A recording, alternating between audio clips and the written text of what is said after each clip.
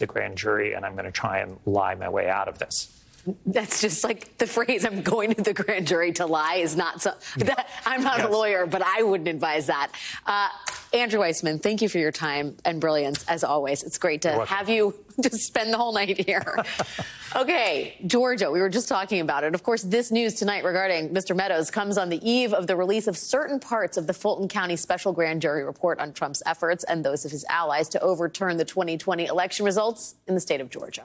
Now, nationally, Fulton County, Georgia DA Fani Willis is best known for this investigation, the 2020 investigation. But in the state of Georgia, she has been making a name for herself prosecuting gangs. In the past 2 years, Willis has brought 3 RICO cases against a total of 66 alleged members of 3 Atlanta area gangs.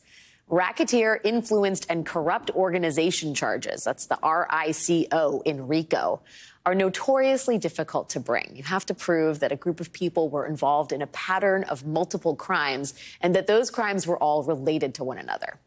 But RICO cases aren't all gangs and mafia members. The first case of Fani Willis's that got national media attention was a RICO case she brought almost a decade ago against a group of Atlanta public school teachers and administrators that Willis alleged were working together to cheat state standardized tests. Literally, Fani Willis brought RICO charges against teachers and won convictions.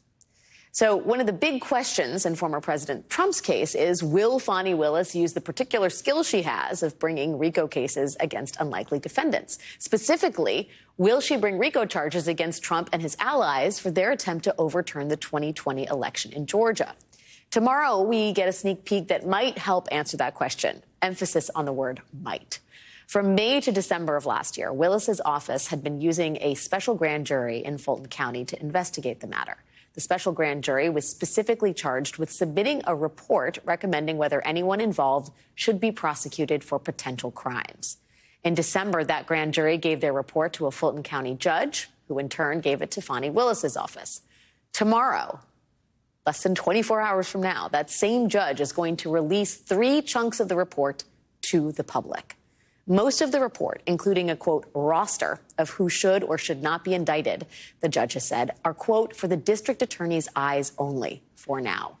But tomorrow, that judge will release the report's introduction and its conclusion, and a section devoted explicitly to the grand jury's concern that some witnesses may have lied under oath during their testimony.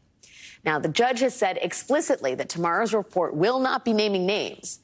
But that is obviously a huge deal considering who has testified before this grand jury. And that would be, drumroll please, Trump favorites, including Rudy Giuliani and John Eastman, Senator Lindsey Graham, and former Trump National Security Advisor Michael Flynn.